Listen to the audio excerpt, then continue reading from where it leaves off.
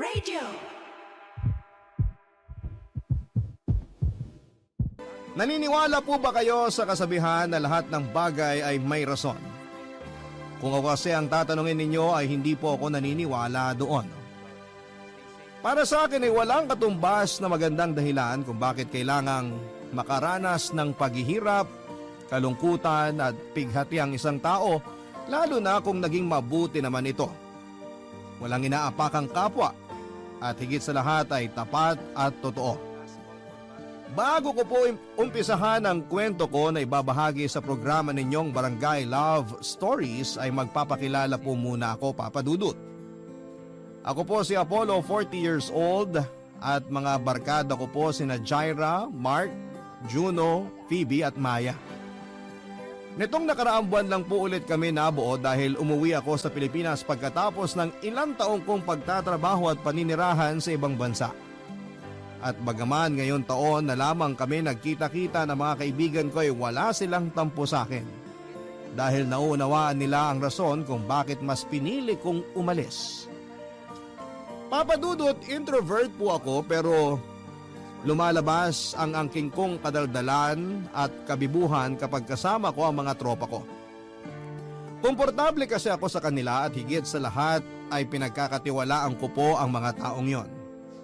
Bali una ko pong nakilala sina Jaira at Mark nang lumipat ako sa company na pinagtatrabahuhan nila. Tapos pinakilala ni Jaira sa amin ni Mark si Phoebe at Maya. Huling nakasali sa grupo namin si Juno at doon na nga nabuo ang pagkakaibigan naming anim. Solido po kami, Papa Dudut, bagaman meron din kaming kanya-kanyang pinagdaraanan sa buhay. Pero bago po dumating sa buhay ko ang mga kaibigan ko ay meron na akong girlfriend na itinuring ko na ring best friend. Siya po si Diana. 6 na taon na po kaming in a relationship nang mabuo ang barkada namin ni Jaira. At kilala po nila si Diana dahil lagi ko pong bukang bibig sa kanila ang nobya ko. Hindi niyo ako masisisi, Papa Dudut. In love po ako kay Diana. Natatandaan ko pa nga hanggang ngayon ang araw na unang beses ko siyang nakita sa school dahil pareho kaming volunteer sa isang non-government organization na nagbibigay ng mga braille books, audiobooks at large prints sa mga SPED pupils at nagbabasa ng mga kwentong pambata sa mga visually impaired, Papa Dudut.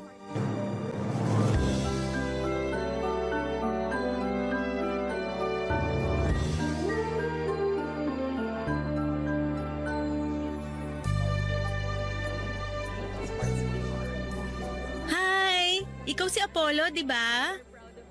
Oo. Ikaw naman si Ate Diana? Yun kasi ang tawag sa'yo ng mga bata. Ay, sandali. Meron pa silang isang tawag sa'yo eh. Ate Ganda? Naku, conscious nga ako pag tinatawag nila ako ng ganun. Pero ang cute nila, no? Tinatawag nilang maganda at gwapo yung mga tao, hindi dahil binabase nila sa itsura. Since visually impaired sila, mas binabase nila sa pakiramdam kung maganda o gwapo yung kausap nila. Nakakataba ng puso pag galing sa kanila yung mga papuri kasi alam mong totoo at espesyal. Pero totoo rin naman na maganda ka. Ay, pulero ka ah! Hindi ah. Kumain ka na ba? May tinapay at juice pa rito. Gusto mo? Ayos lang, medyo busog pa naman ako. Mamaya na lang. Parang ngayon lang kita nakita. Naka-attend ka na ba sa mga ganitong event dati? Hindi pa. Mahihain kasi ako. Kung di lang ako in-invite ng chairman ng org na to, hindi ako makakasama sa event nila. Masaya naman pala. Nag-e-enjoy ako. Ikaw, regular volunteer ka ba rito? Oo, nagsimula ako 3 years ago. Ang ganda rin kasi ng advocacy nila kaya pinaglalaanan ko talaga ng panahon kapag may volunteer work sila para makasama ako. Marami na rin akong nakilala rito, yung iba naging kaibigan ko na. I hope maging magkaibigan tayo at sana makita kita sa next event. For sure, magkikita pa tayo ulit. Kasi natutuwa ako at nag-e-enjoy ako. Iba rin sa feeling kapag nagkakawang gawa ka. Uy, totoo yan. Sabi sa akin ng mama ko, hindi natin kailangang maging mayaman para makatulong sa iba. Yung presence natin at effort, sapat na para pasalamatan kanila. Tama naman, pero mas maganda pa rin kung mayaman tayo para marami tayong natutulungan. Gusto ko yung sinabi mo. In fairness sa'yo di halatang mahiyain ka. Naku, introvert talaga ako. Maniniwala ka ba kung sasabihin ko na introvert din ako? At pareho rin tayong mahiyain? Talaga? Pero ang galing-galing mo makihalubilo at makisama sa ibang tao. Paano mo nagagawa yun kung introvert ka rin? Pinapractice ko yung social skills ko. Basta i-expose mo lang yung sarili mo. Minsan ayos din na lumabas ka sa comfort zone mo para mag-grow ka. Yun kasi ang ginawa ko. Marami akong nakilala ng mga tao na masasabi kong nakatulong sa akin para matuto ng ibang bagay. At the same time, may natutunan din sila sa akin. Give and take, kumbaga. Sa bagay, ako kasi kaunti lang mga kaibigan ko. Karamihan sa kanila nakatira na sa malayong lugar, kaya hindi na kami nagkikita-kita. Madalas ako lang mag-isa, hanggang sa nasanay na lang ako. Ayos yan, kasi ganyan din naman ako. Sanay ako mag-isa pero kayang-kaya ko rin pag may kasama. Hayaan mo, masasanay ka rin lalo kapag in-expose mo yung sarili mo. Sige, tatandaan ko ang sinabi mo. Para naman mag-grow din ako at matuto. At para ma-share ko rin ang mga nalalaman ko sa ibang tao, katulad ng ginagawa mo. Ang sarap lang sa pakiramdam pag natuturuan natin sila. Katulad ng activity natin kanina, tinuturuan natin yung mga bata na magbasa at makinig. Pero natutunan din natin sa kanila kung paano maging masaya sa mga simpleng bagay na meron sa buhay natin. Madalas nakakalimutan natin appreciate yung mga maliliit na bagay kasi busy tayo sa mas malalaking plano natin sa buhay. Wala namang masama doon, pero mas mabilis tayong mapapagod at mababurnout. Kaya pala lagi akong stressed lately. Kasi wala akong ibang inatupag kundi trabaho. Nakalimutan kong hindi lang pala doon umiikot ang mundo. Buti na lang talaga sumama ako sa volunteer work na to tapos nakilala pa kita. Medyo gumanang dibdib ko sa pag-uusap natin. Salamat ha. Bigla ka naman yatang nagseryoso. Pero salamat din nakakwentuhan kita. May bago na naman akong nakilala. O paano? Tara na? Mukhang magsisimula na yung second activity natin. Tapos na yata silang kumain. Sige, excited na ako sa susunod na kwentong babasahin natin. Ako kasi ang nakatoka na magbasa. Kinakabahan tuloy ako. Hoy, wag ka nga. Yakang-yaka mo yan. Good luck. Tara. Modernong Maria Clara, ganyan ko po i-describe si Diana Papadudut. Bagaman may pagkamahinhin ay wala pong arte sa katawan ng girlfriend ko. Mabait din siya sa mga bata, mapagmahal kahit sa mga ligaw na aso't pusa. Malambing din ang boses niya kaya hindi katakataka na kinagigiliwan siya ng marami. Bukod doon ay sweet din siya at ang bonding namin tuwing linggo ay pagsisimba. Opo, relihiyosa si Diana. At noong nagkakilala kami at nagkakwentuhan ay naglakas loob akong hingin ang number niya para pwede pa rin kaming mag-usap kahit na walang volunteer ang NGO na sinasalihan namin. Binigay naman po sa akin ni Diana ang number niya kaya tuwang-tuwa ako. Nagsimula kaming magpalitan ng text messages at masasabi kong dahilan kung bakit ako napupuyat sa gabi. Pero wala po akong pinagsisihan, Papa Dudut.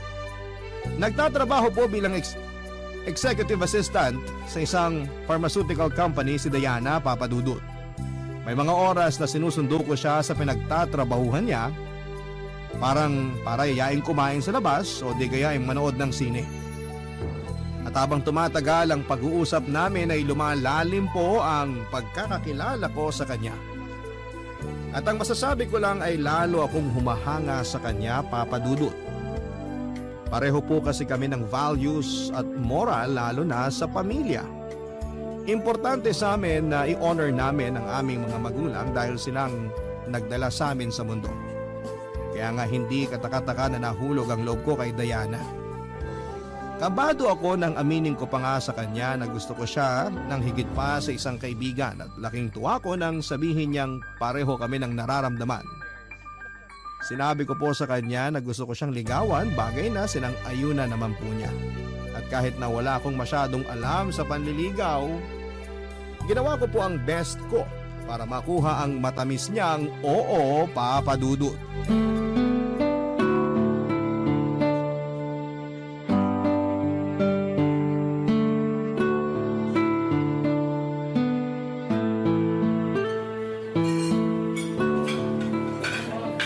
Ang ganda naman dito sa restaurant na pinagdalan mo sa akin. Akala ko hindi ka mahilig lumabas. Saan mo nalaman to? Sa internet. Siyempre nag-research ako. Nagpunta na rin ako rito para tingnan kung totoo yung review nila sa page bago kita inaya. Gusto ko kasi maging espesyal ang bawat sandali na kasama kita. Pati na ang lugar na pagdadalan ko sa'yo. Kasi deserve mo yun, Diana. Kung makapagsalita naman to, deserve mo rin ng magagandang bagay kasi mabuting tao ka, Apollo. Alam mo, nung ligawan mo ko, mas nakilala kita ng husto. Marami akong na-discover sa'yo na masasabi kong ikaw na nga ang... Ako na nga ang ano. Ang lalaking gusto ko maging boyfriend ko? Ha? Sinasagot na kita, Apollo! Pumapayag na akong maging girlfriend mo! Seryoso ba yan, Diana? Hindi ka nagbibiro? Seryoso ako! Oo, ang sagot ko sa panliligaw mo! Thank you! Thank you! Sobrang saya ko talaga ngayon kasi tayo na! Girlfriend na kita! Pinapangako ko sa'yo, hindi ka nagkamali sa desisyon mo. Hindi man ako perpekto, pero gagawin ko ang lahat para alagaan at mahalin ka, Diana. Gusto kong ibigay sa'yo lahat ng magagandang bagay na pwede at kaya kong ibigay. Hindi rin naman ako perpekto, pero gagawin ko rin ang lahat para i-prioritize ang relasyon natin. Saka nakikita ko sa'yo na talagang nagsisikap ka. Ramdam ko rin na mahal mo ko kaya alam kong safe ang puso ko sa'yo. Katulad mo, masayang masaya rin ako. Sa katunayan, may gusto akong ibigay sa'yo. Ano yan? Bracelet. Eto, kunin mo. Para sa akin to? Oo, simbolo yan ang pagsagot ko sa'yo para maging boyfriend ko. Special ang bracelet na yan dahil ako ang gumawa niyan. Gusto ko kasi maging memorable ang importanteng araw na to kaya nagpatulong ako kay mama na gawin yan. Alam niya na plano na kitang sagutin ngayon kaya sinabi niya sa akin na gumawa ako ng isang bagay na ibibigay ko sa'yo para hindi mo makalimutan ng araw na naging official na tayo. Nakaka-touch naman. Thank you, Diana. Kasi nag-effort ka pa. Na-appreciate ko tong bracelet at ang ganda-ganda. Lagi ko tong isusuot para hindi ko maramdaman na magkahiwalay tayo. Bakit? May plano ka bang mag-abroad? Ha? Wala. Ba't ko naman gagawin yun? Sabi mo kasi kahit magkahiwalay tayo. Ikaw kabago-bago lang natin, plano mo na yatang subukang makipag-LDR? Huwag ganun. Kung mag-abroad man ako, isasama kita. Hindi kita iiwanan dito, no? Ngayon pa ba na girlfriend na kita? Dapat lagi kang nakadikit sa akin. Bawal kang mawala sa paningin ko. Kung pwede nga lang, itatali na kita sa bewang ko eh. Hoy, sobra naman yon. Joke lang, ikaw naman. Pero yun nga, salamat ulit sa bracelet. Iingatan ko to. Katulad ng pag-iingat ko sa puso mo. Akin na ang kamay mo. Halikan ko tong kamay mo, ha? Mahal na mahal kita, Diana. Mahal na mahal din kita, Apollo. Thankful ako kasi dumating ka sa buhay ko. Pakiramdam ko, hindi lang ako nagkaroon ng boyfriend. Nagkaroon na rin ako ng best friend. Salamat kasi minahal mo ko. Ako ang dapat magpasalamat.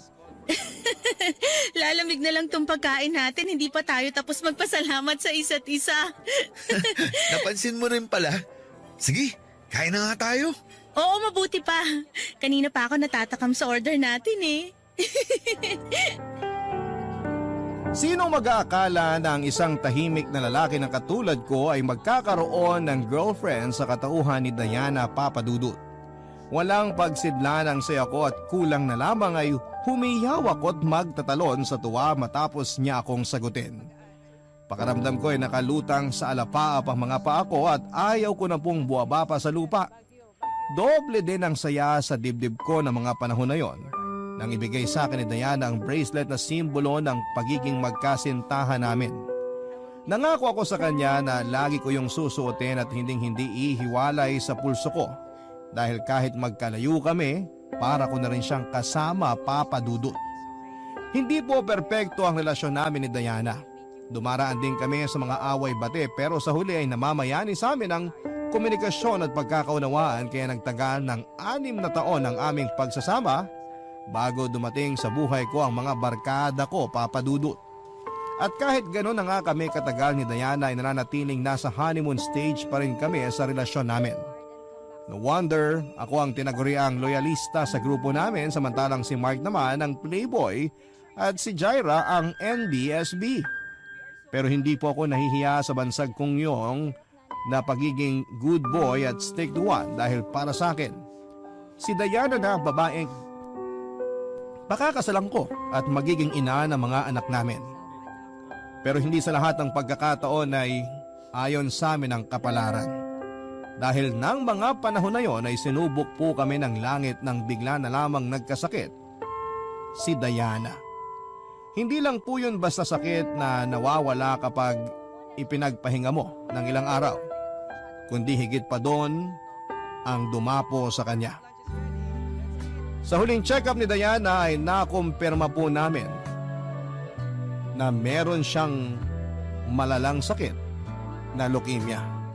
Barangay Love Stories. Barangay Love Stories. Malaman kong may malubhang sakit ang girlfriend ko, Papa Dudut.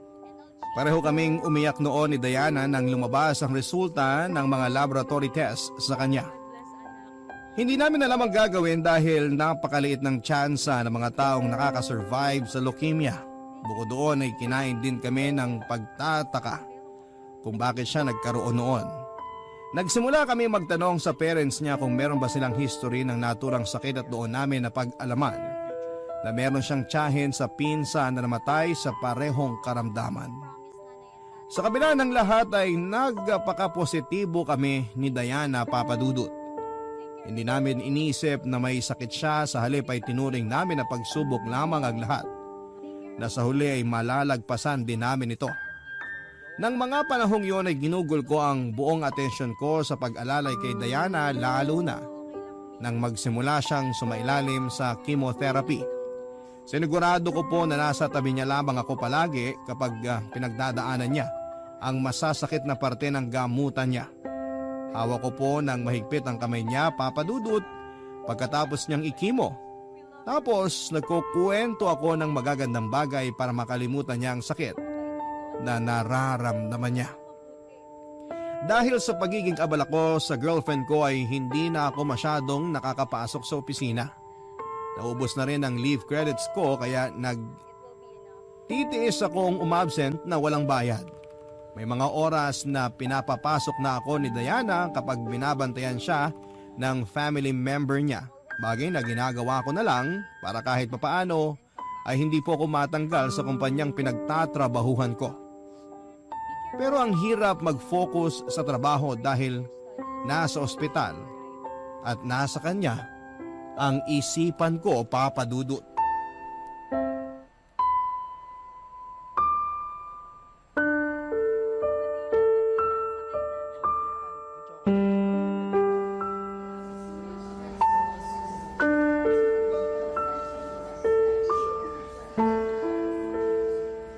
Nakakainis. Bakit kailangan ko pang magkasakit ng ganito? Mamamatay na ba ako? Kasi kung oo, sana ngayon na para matapos na ang paghihirap ko. Hindi ka mamamatay, Diana. Gagaling ka. Kaya dapat sundin mo lang ang bilin sa'yo ng mga doktor mo. Ano pa bang bilin nila ang susundin ko kasi lahat ng sinabi nila ginawa ko na. Pero tingnan mo ako. Walang nagbabago sa katawan ko. Ang payat-payat ko na, Apollo. Nalagas na rin yung mga buhok ko. Ang dami ko pang sugat at pasa sa katawan. Niwala ng lakas ang mga tuhod ko para makatayo mag-isa. Lagi na lang ako nagpapatulong sa'yo, di kaya kina Mama at Papa. Wala na akong silbi. Kaya kami nandito ng mga magulang mo. Para tulungan at alalayan ka, Diana. Hindi ka walang silbi dahil kailangan mo kami. Kailangan mo kami dahil may sakit ka. Naiintindihan ko na nahihirapan ka. Pero sana huwag ka namang magsalita ng ganyan. Huwag kang susuko kasi lahat kami umaasa na magiging maayos ka. Na malalampasan mo lahat ng to. Ayoko nang umasa para mabigulang sa dulo, Apollo. Kaya huwag niyo nang lokohin ang mga sarili niyo. Nagagaling pa ako dahil imposible nang mangyari yon. Napakaliit ng tsansa na may makasurvive sa leukemia. Karamihan sa mga nagkakaroon ng ganitong sakit na mamatay. At yun din ang mangyayari sa akin, kaya ngayon pa lang, hiwalayan mo na ako. Umalis ka na, iwanan mo na ako. Ano bang sinasabi mo? Bakit mo ako pinagtatabuyan? Kasi wala ka ng dahilan para manatili sa tabi ko. Hindi na ako gagaling, isaksak mo yan sa utak mo. Naghihintay na lang ako ng araw kung kailan ako mamamatay. Kaya hindi mo na dapat sayangin ang oras mo sa akin dahil hindi mangyayari ang inaasahan nyo na gagaling ako. Alam ko yon. Ramdam ko yon dahil katawan ko to, Apollo. Kahit na anong mangyari, hindi kita iiwan. Hindi ako aalis sa tabi mo. Palagi kitang sasamahan. Kahit maliit yung tsansa na sinasabi mo, gusto kong dalawa tayo ang lumaban sa sakit mo. Diana, please. Huwag ka namang ganyan, oh. Huwag mo ako ipagtabuyan na parang aso. Apollo, hindi ka ba nakikinig? Alin ba sa mga sinabi ko ang mahirap intindihin? Mamamatay na ako! Hindi na ako gagaling! Mas mabuti ba na iwanan mo na ako para pag nangyari yun, hindi na masyadong masakit sa parte mo. Ituring mo na lang na patay na ako ngayon para mabilis kang makamove on. Kabaliwan ang gusto mong mangyari dahil kahit mawala ka, hindi pa rin kita makakalimutan. Saka, huwag mo kang pangunahan ng mga bagay. Huwag mo sabihin ang hindi dapat mangyari. Dahil naniniwala ako na di ka pababayaan ng Diyos. Kung hindi ka kayang pagalingin ng tao, walang imposible sa Kanya, Diana. Alam ko naman yun. Pero paano yung kalooban niya na kunin ako kaysa pagalingin? Paano kung ganun pala yung will niya para sa akin? Sige nga, paano ko yun tatanggapin? Paano mo yun tatanggapin?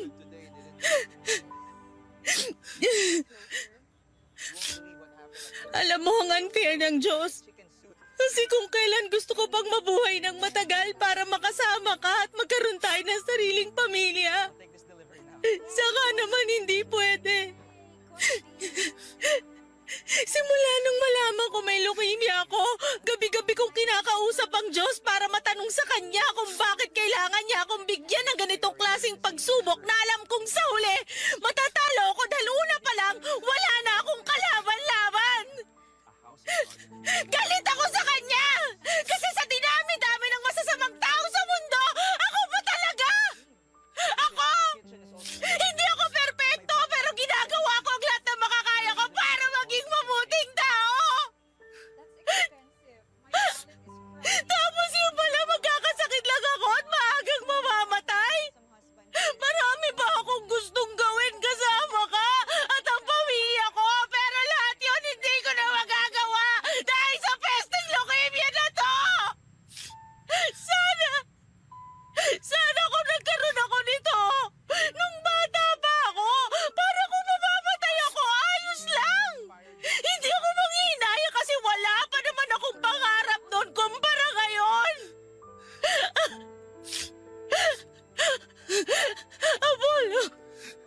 Apollo, natatakot ako! Ayoko magmamatay! Gusto ko pa kayong makasama ng matagal! Hindi ka mamamatay. Magiging ayos din ang lahat, Diana. Kailangan mong maniwala na gagaling ka. Kasi sinusunod mo naman ang mga sinasabi sa'yo ng doktor eh.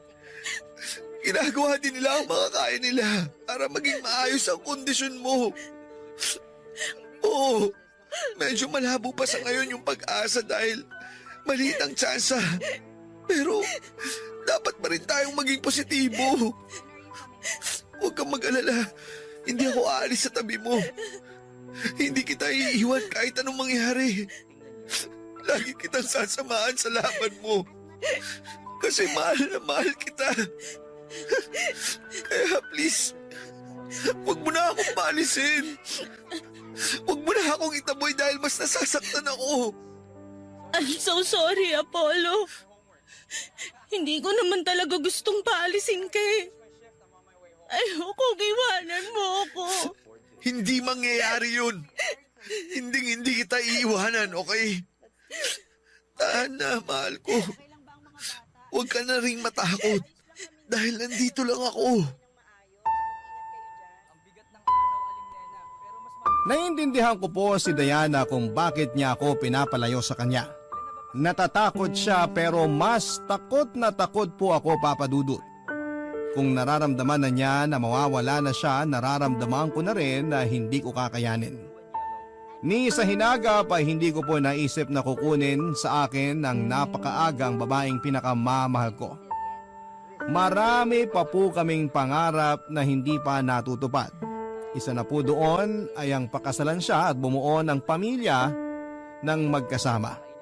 Kaya nga kahit anong pagtataboy na ginagawa niya sa akin ng panahong yon ay nanindigan po ako na manatili sa kanyang tabi at nangako ako na kasama niya akong lalaban. Sa ospital at sa trabaho na lang po umikot ang buhay ko ng panahon na yon. Masaya naman ako at hindi nagreklamo dahil alam kong napaglilingkuran ko ang girlfriend ko at natutupad ko ang pangako ko sa kanya. Nasasamahan siya anumang mangyari. Doon ko po na-realize ang kahalagahan na i-cherish natin ang buhay ng isang tao. Lalo na ng mga mahal natin dahil walang katiyakan kung hanggang kailan tayo mananatili sa mundong ito. Kapag nasa ospital ako ay masasayang bagay lang din ang pinag-uusapan namin ni Diana, Papa Dudut. Kahit mabigat ang dibdib ko dahil sa sitwasyon, kahit pagod ang puso at isipan ko. Pinipilit ko po ang sarili ko na magpakakengkoy para mapasaya ang girlfriend ko. Gustong gusto ko po kasing naririnig ang mga halakhak niya, Papa Dudut. Alam ko na sa likod ng isip ko ay nami-miss ko po yung lahat.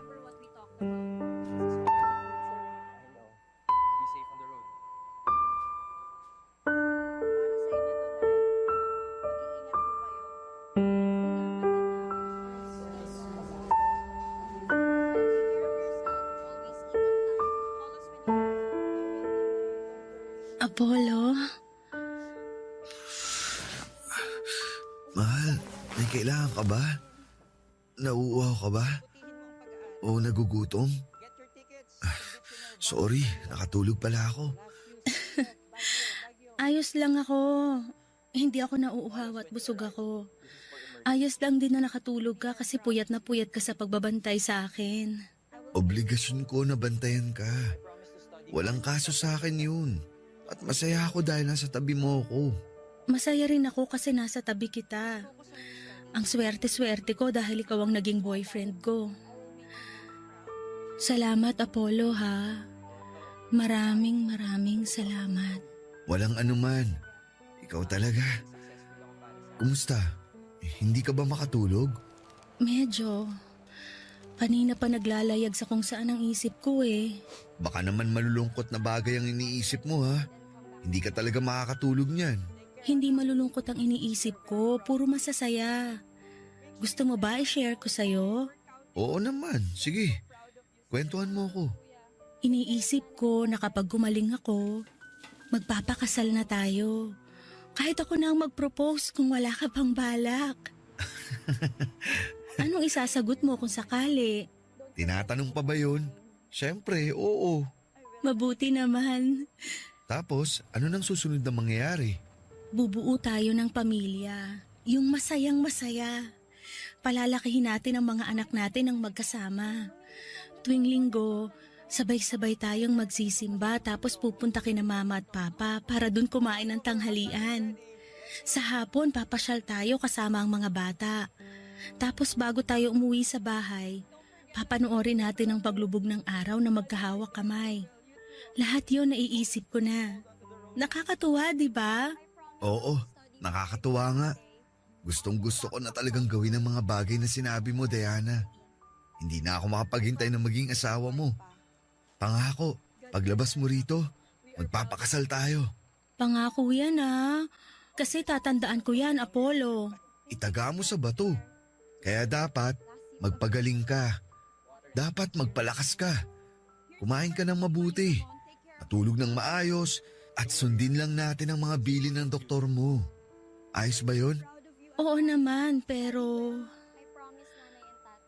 kung sakaling hindi na ako gumaling at hindi na natin matupad lahat ng mga sinabi ko, sana wag mo kong kakalimutan ha. Diana naman, ano bang sinasabi mo? Gusto ko lang magbilin hanggat kaya ko pa. Hanggat meron pa akong lakas na magsalita kasi ayokong umalis nang hindi nasasabi sa iyong mga to. Kaya hayaan mo na muna akong magsalita, Apollo. Ay, Mahal na mahal kita. Alam ng Diyos na ikaw ang lalaking gusto kong maging asawa.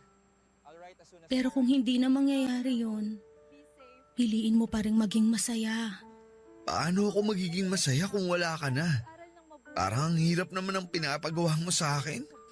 Alam ko, pero hindi mo pwedeng itali sa akin ang sarili mo lalo na kapag wala na ako rito sa mundo. Dahil unfair yun sa'yo. Marami ka pang bagay na pwedeng maranasan. Huwag mong hayaan ang sarili mo na malungkot at magluksa habang buhay. Hindi yun ang gusto ko, Apollo. Gusto ko na piliin mong maging masaya. Kung kinakailangan mong magmahal ng iba, gawin mo. Sa kanya mo to pa rin ang pinangako mo sa aking pamilya. Kapag nag-promise ka na gagawin mo yon, ayos na ako. Panatag na ako. Ayoko, Diana. Ayoko umalis ka. Ayoko iwanan mo ako. Hindi ko kaya. Please naman, oh. Lumaban ka. Lumaban ka para sa akin. Para sa pamilya mo. At sa pamilyang bubuhay natin. Gustuhin ko man, pagod na ako. Hindi na kaya ng katawan ko. Pakiramdam ko sinusuko na ng katawan ko lahat ng gamot na tinuturok sa akin. Sobrang bigat na ng talukap ng mga mata ko, Apollo.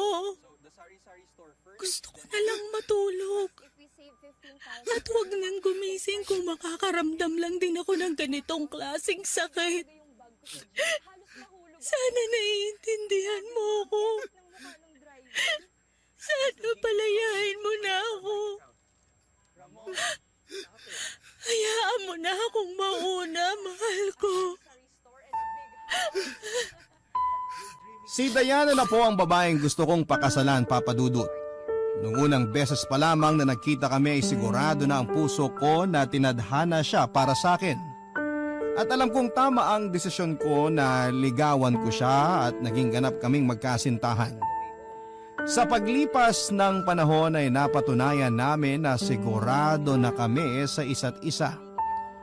Pero bakit kung kailan handa na kaming humakbang tungo sa panibagong pahina ng buhay namin ay bigla namang kaming bibigyan ng pagsubok na kulang na lang ay lumpuhin kami, Papa Dudut. Walang gabi simula nang malaman kong may cancer sa dugo si Diana na hindi po ako nagdasal sa Panginoon at nagmamakaawa sa Kanya na iligtas niya ang kaisa-isang babaeng mahal ko. Gustong gusto ko pong tumanda na kasama si Diana. Gustong gusto ko po siyang makasamang bumuo ng aming pamilya. Marami pa po kaming masasayang pagkakataon na pagdadaanan bilang mag-asawa, kaya malaking dagok po talaga ang pagkakasakit niya. Papa Dudut, umasa po kaming pareho na diringgin ng langit ang pakiusap namin kahit sa pinaka-imposibleng sandali. Nagagaling din si Diana at malalagpasan niya ang kanyang sakit. Na matutupad namin ang mga pangarap sa buhay ng sabay at magkahawak kamay. Ngunit sa isang iglap ay nagbago ang lahat. Nawalan ako ng pananalig sa Diyos nang hindi niya dinggin ang panalangin namin. Nawalan ako ng tiwala sa Kanya nang biguin niya ako matapos niyang bawiin sa akin ang babaeng mahal ko, Papa Dudut. Namatay po si Diana. Hindi na kinaya ng katawan niya ang lumulubha niyang sakit, kaya naman iniwan na niya ako. Nang araw na mawala siya sa akin ay hindi po ako makaiyak. Ang nararamdaman ko lang noon ay matinding galit at kagustuhan nasundan sa kabilang buhay ang babaeng pinakamamahal ko. Barangay Love Stories. Barangay Love Stories. Galit na galit po ako sa Diyos dahil kinuha niya sa akin si Diana. Ilang beses ko siyang tinanong kung bakit kailangan niya kaming paghiwalayin ng maaga sa buhay na ito samantalang wala namang kaming ginagawang masama. Naging tapat po kami sa buong panahon ng aming relasyon kaya bakit hindi niya kami kaya na suportahan at hinayaang maging masaya. Nang mga panahon na yon ay hindi pa rin po ako makapaniwala na patay na ang babaeng minamahal ko. Hindi ko matanggap na iniwan na ako ni Diana na hindi ko na maririnig ang malambing niyang boses at tawa. Hindi ko na makikita ang maamo niyang mukha o ni mararamdaman ang init ng kanyang mga yakap at halik. Iyak po ako ng iyak nang iburol siya at hanggang sa maihatid siya sa huling hantungan niya. Kasama po niyang inilibing ang puso ko noon, Papa Dudut. Hindi ko po alam kung paano magsisimulang muli at hindi ko maisip kung paano ipagpapatuloy ang buhay kong durog na durog ang puso. Doon ko na rin po napabayaan ang lahat, Papa Dudut. Simula sa trabaho, maging ang mga barkada ko. Naging malayo ang loob ko sa kanila dahil ang nasa isipan ko ng panahon na yon ay gusto kong mapag-isa. Napabayaan ko na rin ang sarili ko dahil lagi lamang akong nagkukulong sa kwarto. Wala akong pakialam kahit mag-alala sa akin ang gusto ang pamilya ko. Ang nasa isip ko lang ng panahon na yon ay mamatay na rin ako para makasama ko na si Diana. Sa gitna ng pagluluksa ko ay isang kaibigan ang bumisita sa akin, Papa Dudut. At yon ay walang iba kung hindi si Juno.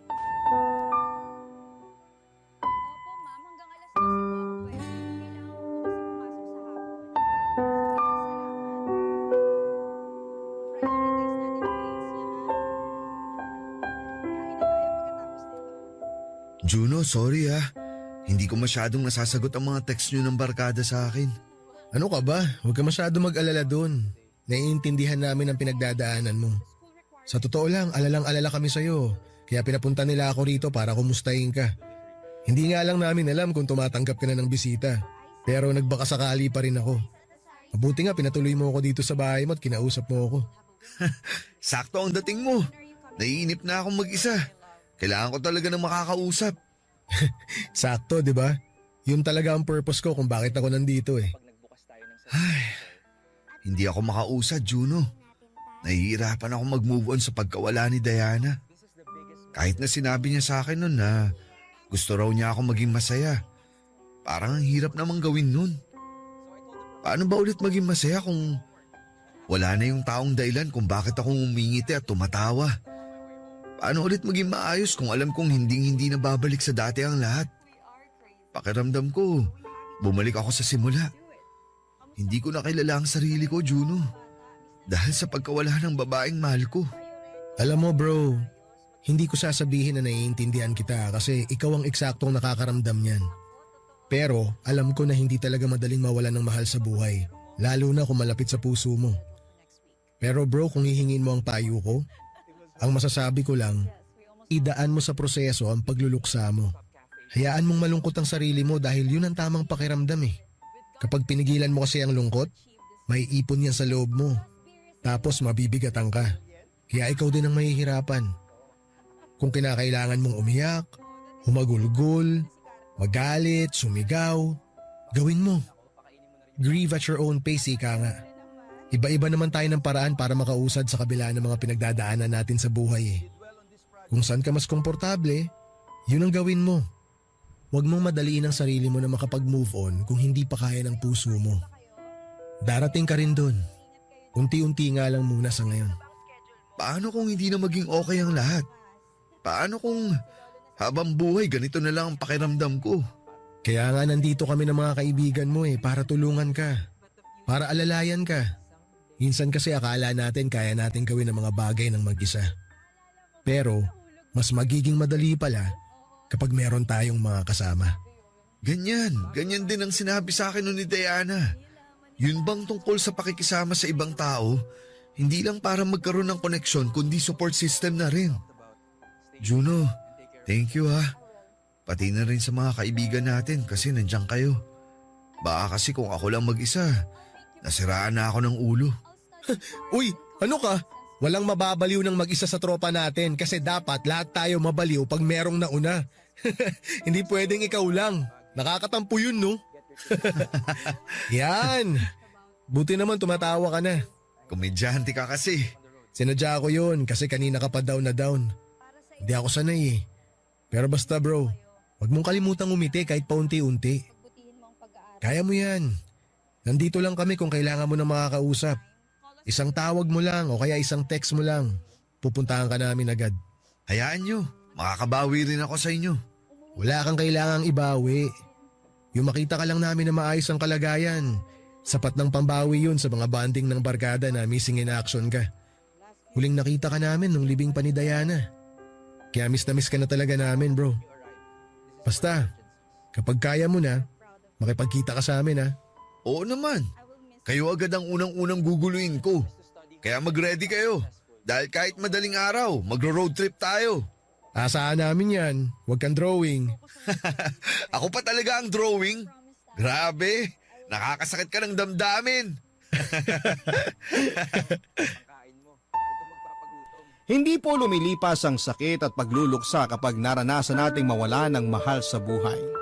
Kahit nagdaan ang mahabang panahon ay nagkakaroon lamang ng puwang sa puso natin ang kirot, pero hindi po ito tuluyang nawawala. Alam ko po yun, kaya nga hirap akong tanggapin na iniwan ako ni Diana.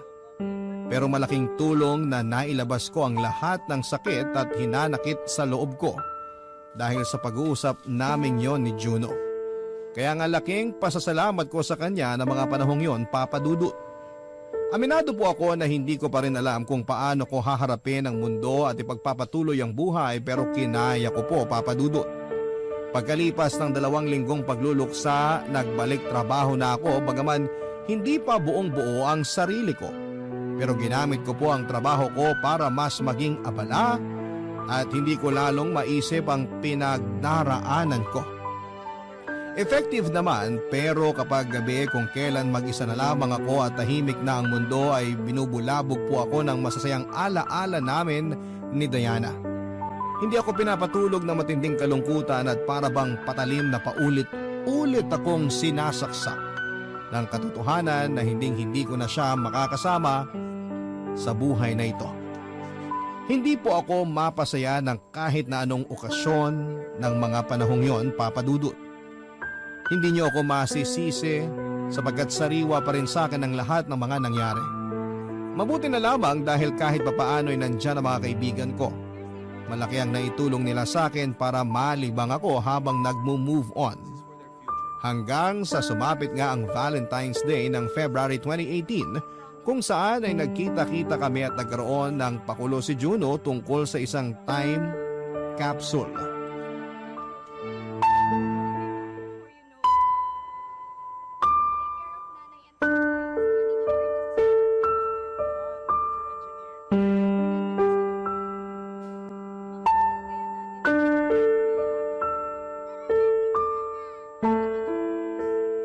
Anong nilagay mo sa time capsule?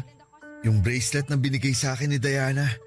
Sinabi ko noon sa kanya na hindi ko ihiwalay sa akin ang bracelet na yun.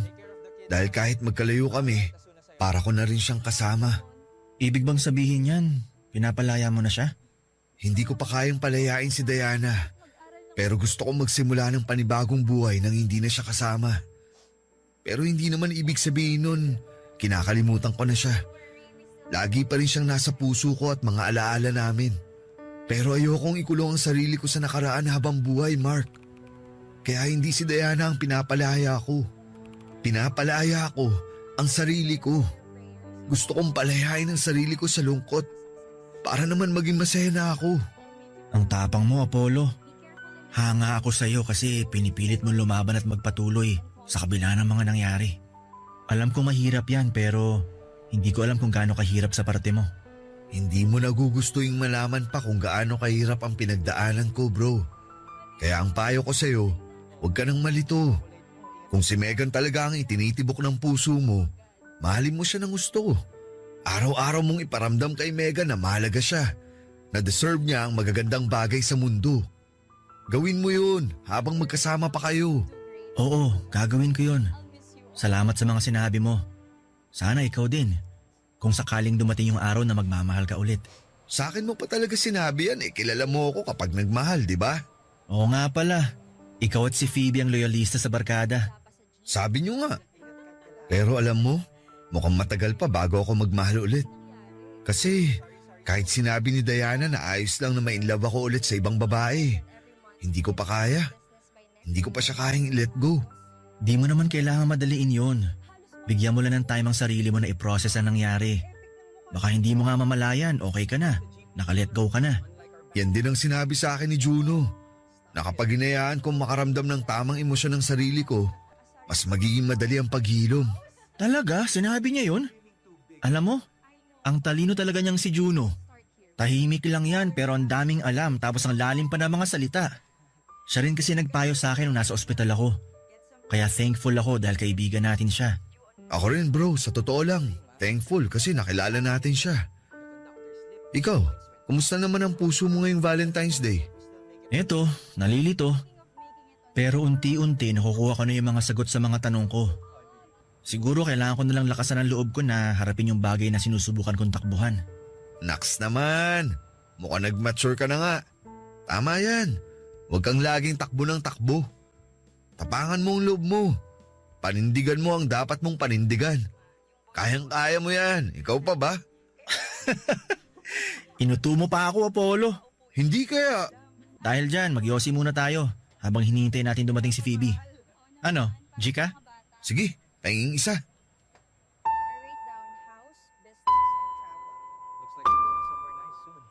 Kapag nawala sa atin ang taong mahal natin ay kailangan natin silang palayain.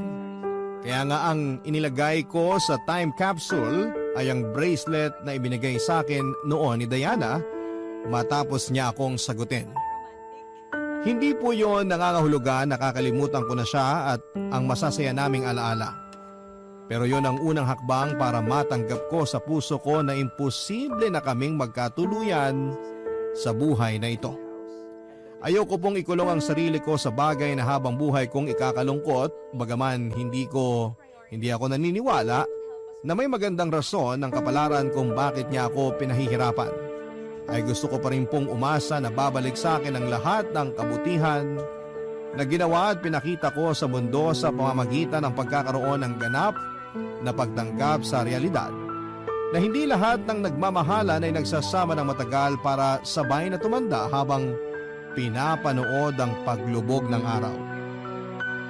Alam ko rin po na hindi ako makakausad sa lugar kung nasaan ang dahilan ng pagkalugmo ko. Kaya naman nag-decide po akong umalis sa trabaho ko at mag-ibang bansa. Ilang taon din po akong tumira sa abroad habang nagtatrabaho at neto lang 2023 ako nagkaroon ng lakas ng loob na umuwi sa Pilipinas para balikan ang mga masasakit na alaala na iniwanan ko. Bittersweet, ganyan ko po ilalarawan ang pakiramdam na nangibabaw sa akin ng unang beses akong tumapak sa lugar kung saan ay nakalibing ang dalawang taong mahalaga sa buhay ko. Ang kasintahan ko at ang kaibigan namin. Sa kasalukuyan ay di hamak na mas magaan ang pakiramdam ko kesa noong una, Papa Dudut. Unti-unting natatanggap ko na sa puso ko ang mga nangyari at inahayaan ko na po ang sarili ko na maging masaya. Kung tatanungin niyo po ako kung may plano ba akong umibig ulit ay meron po ang sagot ko. Hindi ko naman po tuluyang sinasarado ang puso ko na maranasang magmahal at mahalin sa ikalawang pagkakataon. Una sa lahat ay gusto ko pong bumati ng isang maligayang araw ng mga puso sa ating mga kabarangay. May jowa man o wala. Naniniwala po kasi ako na hindi lang para sa mga couple ang araw na ito. Dahil para rin po ito sa mga single na ang mga ka-Valentines ay ang kanilang pamilya. Tawagin niyo na lamang po ako sa pangalang Mark, 37 years old at nakatira sa Laguna. Isa po ako sa mga kaibigan ni Jaira at paborito naming pakinggan ang programa ninyong Barangay Love Stories. Ang kwento ko po ay tungkol sa mga naranasan ko sa buhay na may kinalaman sa aking pamilya, sarili at pagkakaibigan naming anim. Sana po ay magbigay po ito ng aliw, kumurot sa puso at kapulutan ng aral at inspirasyon ng mga kabarangay natin. Papadudot magsisimula ang lahat noong taong 2017 kung saan ay nagtatrabaho pa ako sa isang opisina sa Maynila. Middle child po ako sa 3 magkakapatid at may kaya ang pamilya namin. Kumbaga hindi po kami namumroblema sa pera dahil arkitekto ang daddy ko samantalang doktor naman si mami. Pero sa kabila ng almost perfect naming pamilya, neglected child po ako. Masyado kasing mataas ang expectation ng parents ko sa akin dahil matalino at magaling sa lahat ng bagay ang kuya ko. In fact, noong nagsabog ang langit ng talento ay nasalo niya lahat. Nasabi ko po yun kasi abogado si kuya at ang malala pa, overachiever din ang bunso naming babae na sinundan ng yapak ni mami sa pagiging doktor. Kaya nga hindi katakataka na paborito siya ng mami namin tapos si kuya ang paborito naman ni daddy. Ako hindi masyadong matalino, hindi rin madiskarte at hindi ko rin alam ang passion ko. Napakalayo ko sa mga kapatid ko, Papa Dudut. Tapos maloko pa ako kaya hindi rin ako nakapagtapos ng kolehiyo. Kaya ayon, bumagsak ako sa pagiging empleyado na ang sweldo ay sapat lamang pero hindi kayang bumuhay ng anak at asawa. Laking pasalamat ko na lamang dahil may pera kami kasi kung hindi ay baka sa kangkungan na ako pupulutin. Pero dahil nga sa estado ko, black sheep ang turing sa akin ng family ko. Mabuti na lamang at hindi ko nararamdaman na burden ako sa sarili kong pamilya dahil may 5 akong kaibigan na tinuring ko na ring mga kapatid. Sila ay sina Maya, Jaira, Juno, Apollo at Phoebe na nalalapitan ko. Lalo na tuwing kailangan ko ng comfort at ng pep talk.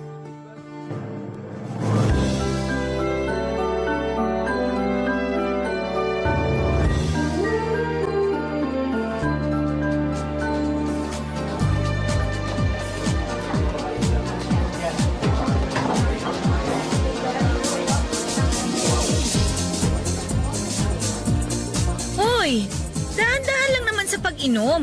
Baka mamaya gumapang ka na pa uwi. Sige ka, hindi kita tutulungan. Bahala ka dyan. Sobra ka naman. Parang wala tayong pinagsamahan ah. Hindi na ba ako malakas sa'yo ngayon porque... Oo, wag mo nang ituloy. Baliw. Basta, wag ka lang masyadong magpakalasing. Magtira ka ng pang-uwi natin kasi iiwanan talaga kita. Oo na. Sandali. Wala na ba talagang darating sa mga kaibigan natin? Wala na. Si Jaira kasama si Phoebe. May problema raw kasi yung kaibigan natin yun kaya kailangan ng karamay. Si Apollo nagbabantay sa ospital. Si Juno missing in action. Mabuti nga sumagot ka sa tawag ko eh. Buti rin pumayag kang samahan ako mag-inom ngayon. Thank you, Maya. Wala yun. As if naman kaya kitang tiisin tsaka hindi rin naman ako busy. Tapos gusto ko rin namang mag-unwind. Ay, maiba tayo. Bakit pala bigla ka nagyaya ng inuman? May problema ka ba? Hulaan ko. Family problem yan, oh. Kasi di ba? Hindi ah. Wala kaming problema ng pamilya ko. Nag-aya akong uminom kasi wala lang. Feeling ko lang makikipaghiwalay na sa akin girlfriend ko. Wala na rin kasi akong time sa kanya kaya madalas na niya akong inaaway. Wow ha? Wala kang time sa kanya kasi busy ka sa ibang babae, ganun. Uy, hindi naman. Loyal ako pag nasa relasyon. Kaso nakakasawa na siya eh. Ang demanding niya. Gusto kausap ako 24 oras. Kaya ayos na rin sa akin maghiwalay kami. Ang iniisip ko lang, ayoko mabakante. Ibang klase ka rin talaga, no? May hinahabol ka bang kota sa pagkakaroon ng mga babaeng dinedate? May kakilala ka ba na pwede mong ireto sa akin? Malay mo, siya na palang pang seryosohan ko. Nakatulong ka pa na tumino ako, di ba? Ang lakas ng amats mo, swear! Pero meron akong kaibigan eh. Single siya at matagal-tagal na ring walang karelasyon. Kaso hindi kita irereto sa kanya kung kayo pa ng girlfriend mo. Mamaya saktan mo lang din yung tao, sumpa pa ako nun. Uy, sobra ka naman sa akin. Masisisi mo ba ako? Kung magpalit ka ng babae, para ka lang nagpapalit ng damit. Ayoko lang kasing maging isa sa mga biktima mo ang kaibigan ko dahil nako, sasakalin talaga kita, Mark. Alam mo Maya, kilala nyo lang akong babaero. Pero hindi nyo alam yung seryosong side ko pagdating sa mga babae. Oo, babaero ako. Pero di ako manloloko. Di ko sila pinagsasabay-sabay. Kaya nga interesado akong makilala yung kaibigan mo. Para dun pa lang, masabi ko na kung compatible kami. At huwag ka mag-alala. Dahil hindi ko naman siya agad aanuhin sa first date namin. Anuhin ka dyan? Napakasira ulo mo, no? Anong pangalan niya? Megan. Ganda ng pangalan. Malakas ang kutob ko na maganda rin yung kaibigan mo. Siyempre, no? Magugustuhan mo siya kasi pasok na pasok siya sa banga. Beauty and brains plus pleasing personality. Basta ha, ayus-ayusin mo lang, Mark. Nako, wag mo siyang paaasahin kung hanggang pagkakaibigan lang ang feelings mo sa kanya ha, dahil nako talagang tatamaan ka sa akin. Promise, hindi ko siya paaasahin. May isang salita ako, Maya. At salamat kasi kapag nag-workout kami ni Megan, ikaw ang una kong ililibre sa amusement park. Di ba? Pangarap mong pumunta dun? Di ba sabi mo gusto mong sumakay sa extreme rides? Hindi kaya. Baka pangarap yan ang isa sa mga naging jowa mo noon. Nalito ka na, dinamay mo pa ako. Ala, mukhang nalito na nga ako. Ibang klase? Hindi kita kinakaya. Mabuti pa, uminom na lang tayo. Order ka pa, libre ko. Oy, dapat lang no, kung nagyaya eh.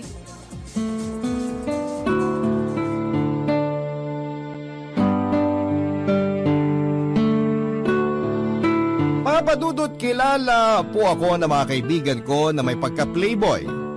Ako ang tinagurian nilang maloko sa grupo namin kasi nga ay babaero ako. Hindi po ako proud sa alias na yon at sa katunayan ay hindi ko ginusto na maging ganon ang impresyon ng mga tao sa akin. Kaso pinangatawanan ko na lamang. Pero lahat naman ng bagay ay may dahilan kung bakit natin ginagawa, hindi ba? Sa kaso ko ay madalas kong hanapin sa mga babaeng nakakarelasyon ko yung pagmamahal na hindi ko kailanman naramdaman sa pamilya ko, Papa Dudut. Sa bahay kasi namin ako yung laging nakakalimutan o etsapwera. Kumbaga kahit na hindi ako umuwi ng ilang araw ay hindi ako hahanapin ng mga magulang ko. Kaya para ma-validate ang feelings ko ay nakikipag-fling po ako sa iba't ibang babae. Yun po ang nagsilbi kong defense mechanism para maranasan kong mahalin naman ng ibang tao kahit panandalian lamang. Sa kabila ng lahat ay hindi ako pang seryosohan na klase ng karelasyon.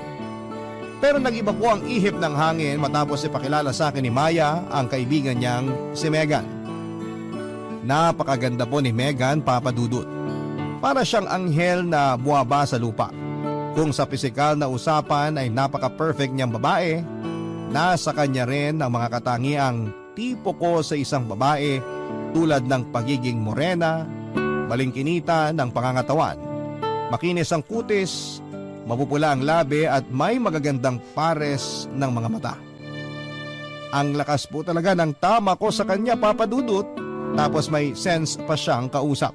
Kumbagay, nadja-jive kami kaya nasabi ko sa sarili ko na siya na ang babaeng seseryosohin ko at hinding-hindi ko sasaktan.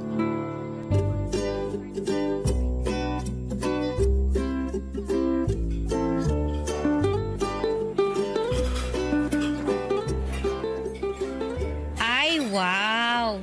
May fa-fancy restaurant ka yata, Mark. Anong meron, Aber? Tsaka ako lang talaga in-invite mo?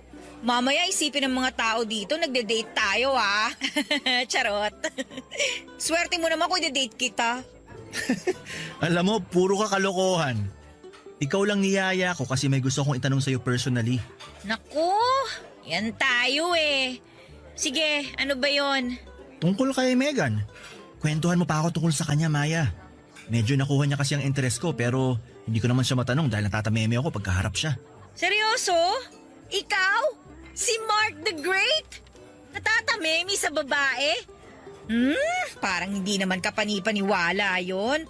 Punong-puno ka kaya ng kumpiyansa mula ulo hanggang paa. At saka nasa balat mo ng kayabangan, uy. Ewan ko ba? Pero pagdating kay Megan, parang lagi ako nawawala sa wisyo. Alam kong hindi yun normal sa akin kasi nga, tulad ng sabi mo, punong-puno ako ng kumpiyansa. Pero, basta. Iba siya sa lahat. Kaya nga nakuha niyang interes ko eh. Ngayon gusto ko naman siyang makilala ng husto. Sobrang walang kwenta kasi yung mga naitanong ko sa kanya nung nagkita kami. Ni hindi ko man lang natanong yung mga basic. Sige. Ano bang gusto mong malaman? Yung mga gusto niya. Sa pagkain. Mahilig ba siya sa mga resto na ganito o may iba pa siyang gustong kainan? Para naman kapag niyaya ko siya mag-date, alam ko kung saan siya dadalhin. May paborito ba siyang pagkain? Saan siya may allergy para maiwasan kong bilhin? Ba? Ayos ah. Mukhang interesado ka nga sa kaibigan ko. Tinamaan ka? Sagutin mo na lang kasi mga tanong ko, Maya. Please naman oh.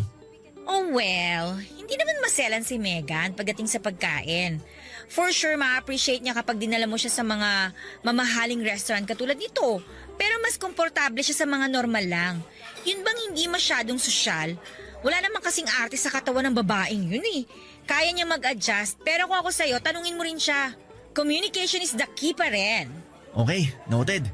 Sa pagkain, ang alam ko may allergy siya sa mani eh. Favorite niya chicken. Kahit na anong luto, adobo, tinola. More on Filipino food ang taste niya. Ay, mahilig din pala siya sa Indian food. Mahilig din siya sa gulay, seafood. Kaya nga sexy yun eh, tsaka ang ganda ng kutis. Sa dessert naman, ang consistent niyang ino-order kapag pumupunta kami sa mga coffee shop, tiramisu. Mahilig kasi yun sa kape, kaya kahit dessert niya, may kape. Wow, salamat. Mukhang magkakasundo nga kami kasi mahilig din ako magkape. At mahilig ka rin mambabae. Noon yun, no? Hindi na ngayon kasi nandyan na si Megan. Ay nako, ayusin mo talaga Mark ha. Pangatawanan mo ang kaibigan ko at wag na wag mo siyang sasaktan ha. Oo naman, magtiwala ka sa akin. Kilala mo naman ako eh. Willing kong talikuran ng pagiging loko-loko kasi dumating na ang babaeng siseryosohin ko. Naniniwala naman ako na magagawa mong magseryoso sa isang babae. Kaya nga hindi na ako nagdalawang isip na ireto siya sa'yo eh. Tsaka, masaya rin ako kasi nakikita ko yung effort mo para mas makilala yung kaibigan ko. Sana kayo na nga ang endgame. Sana kayo yung magkatuluyan sa huli. Pero basta ha, maid of honor ako sa kasal nyo. Sure, at yan din naman ang gusto ko pag nagkataon. Pero sa ngayon, magpapa-impress muna ako sa kaibigan mo. Kailangan hulog na siya sa akin para mabilis nang maging kami. Wow ha, galawan mo talaga pang babaero. Hindi ko tuloy alam kung paano kita naging kaibigan eh. Ikaw naman, huli na para magsisi ka kasi magtutropa na tayo, no? Tsaka ngayon ka pa talaga luminya ng ganyan pagkatapos ng lahat. Ewan ko sa'yo. Mabuti pa kumain na lang tayo, kanina pa ako nagugutom. Sige lang, magtanong ka pa ng mga gusto mong malaman tungkol kay Megan para mas makilala mo pa siya ng gusto. Yun! Yan ang gusto ko! Interesado po talaga ako kay Megan Papadudut. Kaya ako na mismo ang nakipaghiwalay sa current girlfriend ko at that time. Total ay doon din naman papunta ang relasyon namin. Bale, inunahan ko lamang siya kasi nga ay plano ko na noong kaibiganin si Megan at makipaglapit ng husto sa kanya. Nang mga sumunod na araw ay dineskartihan ko na po si Megan. Nandyan yung niyayaya ko na siyang kumain sa labas at mamasyal, bagay na pinauunlakan naman niya. Doon ko naramdaman na may pag-asa ako sa kanya, Papadudut. Hindi naman po sa pagmamayabang pero guwapings naman kasi ako at malakas ang karisma. Pero alam kong hindi ako pwedeng magloko dahil lagot ako kay Maya, kaya nga inassure ko siya na malinis ang intensyon ko sa kaibigan niya. Dumating po yung point na sinimulan ko ng ligawan si Megan, Papadudut.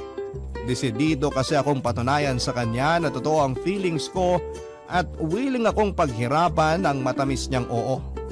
Hindi nga nagtagal ay sinagot niya ako at naging opisyal na naging magkasintahan kami. Corny man sa pandinig ng iba. Pero ako na yata ang pinakamaswerteng lalaki sa balat ng lupa dahil girlfriend ko na si Megan.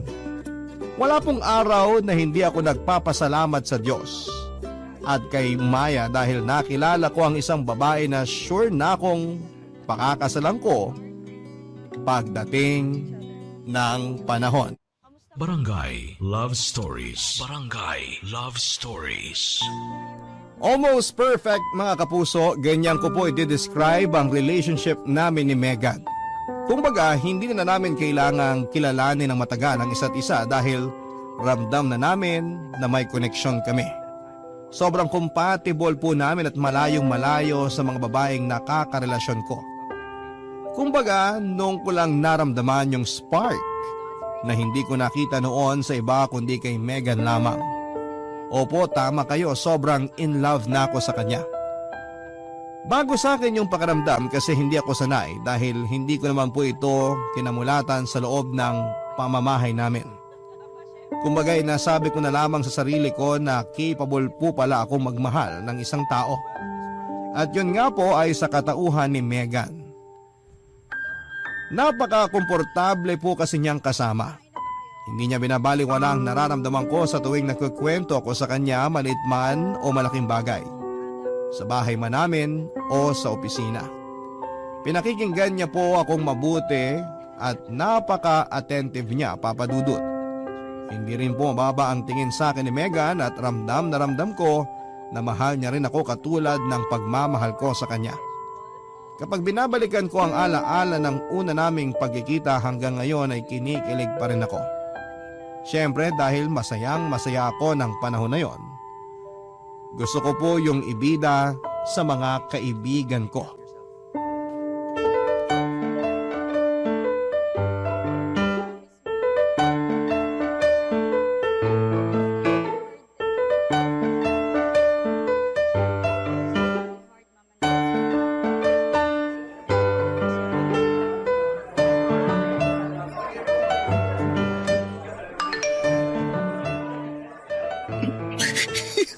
Abot hanggang anit ang ngiti mo, Mark ah. Uy, mapupunit na mukha mo. Mukhang alam ko na kung bakit siya ganyan. Wow! May lahi ka pala manghuhula, Juno. Kahit naman hindi ko hulaan, halatang halata ka. Eh ano ba kasi yun, Mark? Parang may gusto kang sabihin pero hindi mo naman masabi. Tsaka kanina pa namin napapansin ng ngiting wagas ka dyan sa kachat mo. Don't tell me may bago ka na namang babae ha, samantalang kakasabi mo lang sa GC natin, nakipag-break ka na sa jowa mo. Well, tama ka dun, Jaira. Nakipag-break nga si Mark sa girlfriend niya. Pero, tama ka rin dahil may bago na siya. Wow! Ang bilis naman! Para namang di natin kilala tong tropa natin. Galawang breezy to eh. Correction. Si Megan ang huling babaeng mamahalin ko. Siya na rin ang pakakasalan ko pagdating ng araw.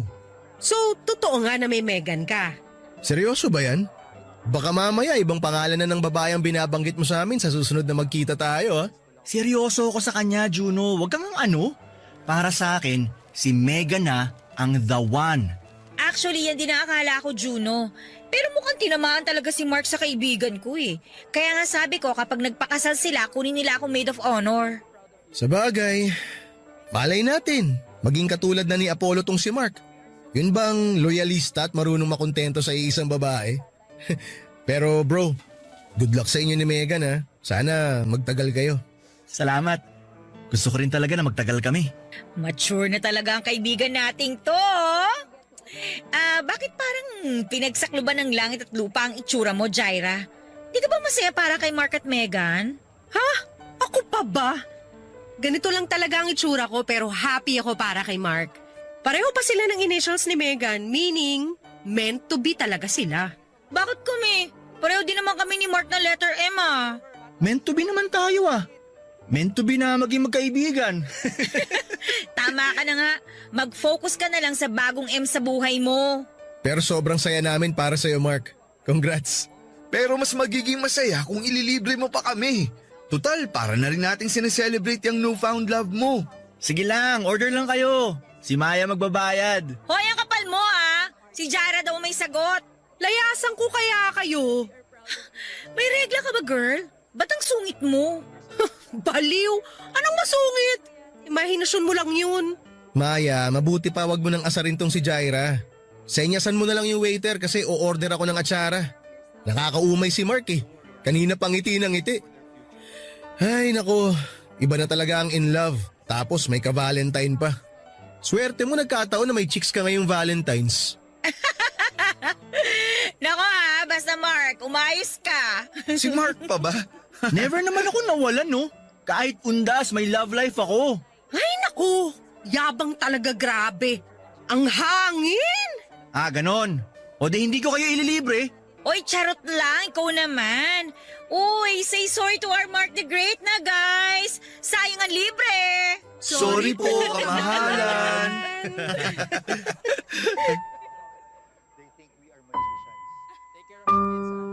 Para sa akin ay si Megan na ang babaeng pakakasalan ko at magiging nanay ng mga anak namin, Papa Dudut.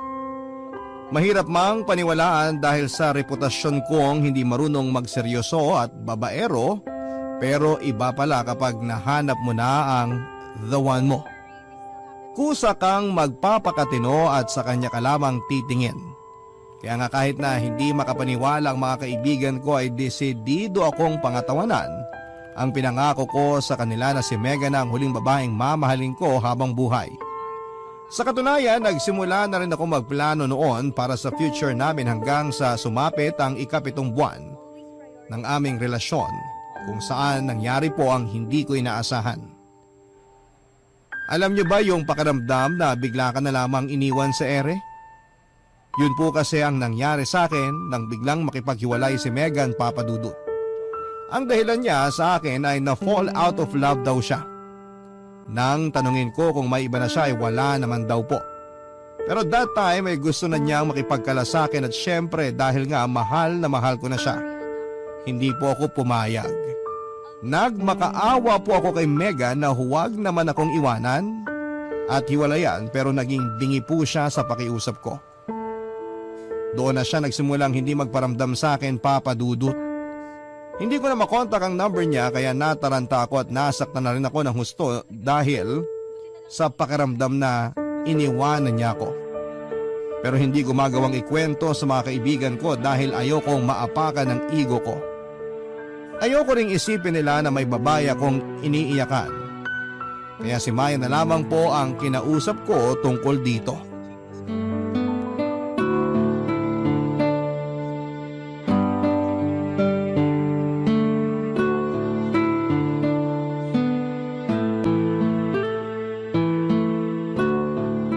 Hi Maya. Busy ka ba? Medyo. Sandali. Ba't malungkot ang boses mo? Malungkot talaga ako. Sa sobrang lungkot ko, wala akong ganang pumasok sa office. Anyari sa'yo? Wala ka naman sakit? Wala. Pero masakit ang puso ko. Tsaka napatawag ako kasi gusto kong itanong kung magkasama ba kayo ngayon ni Megan. Hindi kami magkasama Sorry. Ano bang meron? Hindi ko kasi siya makontak eh. Nakablock na rin ata ako sa messenger niya. Hindi ko na alam ang gagawin ko. Para akong masisiraan ng ulo. Tapos nakipag-break pa siya sa akin. OMG, hiwalay na kayo? Baka naman kasalanan mo. Oy, Mark ha? Wala akong ginagawang masama. Siya ang nakipaghiwalay. At pumayag ka naman. Akala ko ba mahal mo? Mahal ko nga. Hindi ako pumayag pero mapilit siya. Ayoko naman ipagpilitan yung gusto ko kasi nakikita kong ayaw na talaga niya. Sige nga, kung ikaw nasa posisyon ko, saan ka lulugar? Magpapaubaya ka rin tulad ng ginawa ko. Pero miss na miss ko na siya, Maya. Gusto ko siyang kausapin. Gusto kong isalba pang relasyon namin kasi hindi ko kayang mawala siya sa akin. Ay. Alam mo, ang laki na talaga ng pinagbago mo, Mark. Halatang mahal na mahal mo si Megan at seryoso ka sa kanya. Nangihinayang ako sa nangyari sa inyo. Pero ano daw bang rason niya? Bakit siya nakipag-break sa'yo? Ang sabi lang niya sa akin na fall out of love siya. Ewan ko. Hindi nga ako makapaniwala at hindi ko matanggap.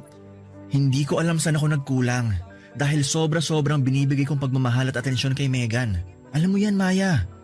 Kaya nalulungkot talaga ako ngayon. Gulong-gulo na rin ang isip ko. Medyo magulo nga. Kaso sorry ha. Kasi hindi rin siya pumapasok sa trabaho nitong nakalipas na araw Ha?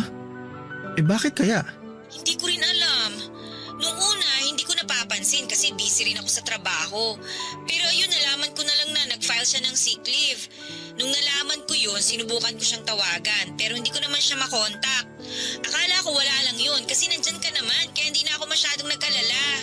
Pero ngayon nalaman kong break na kayo, baka kailangan lang din niya ng time na iproseso yung nangyari sa inyo.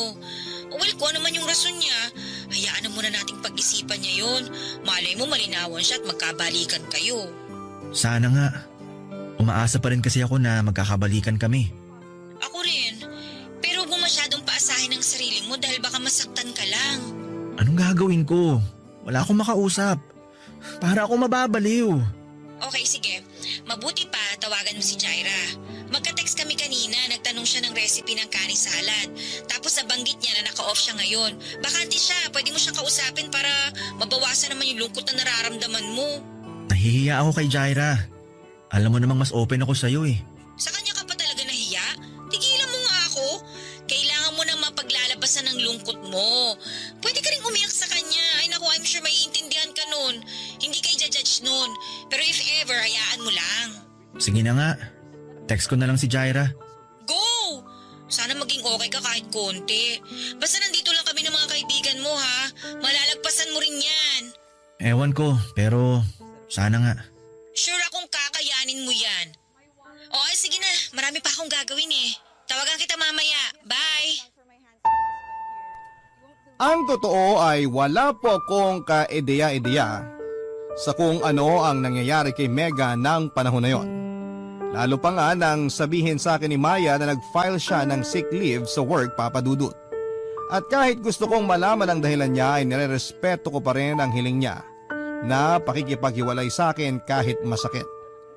At dahil pakiramdam ko ay mamamatay ako ng araw na yon ay tinext ko po si Jaira dahil siya lang ang available ng time na yon sa mga barkada ko para damayan ako. Ang ending, nag-drive po ako papunta sa apartment niya at nag-inuman kami, Papa Dudut.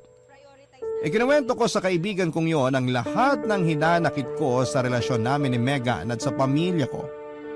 First time nga lang akong nakita ni Jaira na umiiyak at awang-awa siya sa akin, Papa Dudut. After ng inuman, natatandaan ko pa na nagpaalam na ako kay Jaira na uuwi pero dahil lasing na ako ay hindi siya pumayag. Sa katunayan, bilang kaibigan ay sinabi niya na doon na lamang ako sa apartment niya matulog. Bale, sa sala niya ako pinuwesto at nahiga ako sa may sofa. Pero hindi ako dinalaw ng antok ng gabing yon dahil mas nangingibabaw ang sakit na nararamdaman ko bunga ng paghihiwalay namin ni Megan. Kaya kahit may amads pa ako ng mga oras na yon ay naisip kong umalis ng walang paalam kay Jaira para puntahan si Megan. Miss na miss ko na po siya, Papa Dudut, at gustong gusto ko po siyang makita. Kaya wala na akong pakialam kung magmamaneho man ako ng lasing makarating lamang sa kanya. Kaya lang, dahil sa pagiging padalos-dalos ko, mag-isip ay naaksidente po ako, Papa Dudut. Barangay Love Stories. Barangay Love Stories. Ang kwento sa akin ng mga kaibigan ko ay bumanggaraw ako sa isang rumaragasang truck at inararo nito ang kotse ko. UP po ang sasakyan ko na nagpasirko-sirko pa bago sumalpok sa puno ng mangga. Mirakulong araw po na may pulso pa ako nang dumating ang ambulansya kaya naisugod pa ako sa ospital. Pero kapalit noon ay ang matinding damage sa katawan ko, Papa Dudut.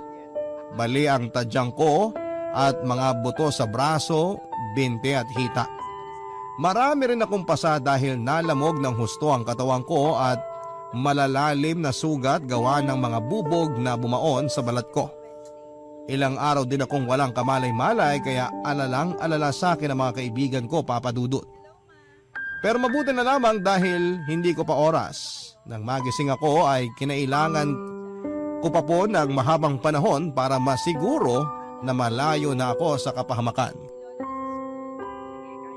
Marami po ako na-realize na mga panahon na yon at pinagpapasalamat ko rin sa Diyos ang second chance na ibinigay niya sa akin at iniisip ko na may dahilan kung bakit hindi pa ako namatay sa aksidenteng kinasangkutan ko. At yun po ang gabi-gabi kong tinatanong sa kanya. Hanggang isang araw ay sinagot niya ang tanong ko matapos magpakita ni Megan sa ospital para dalawin at kausapin ako, Papa Dudut.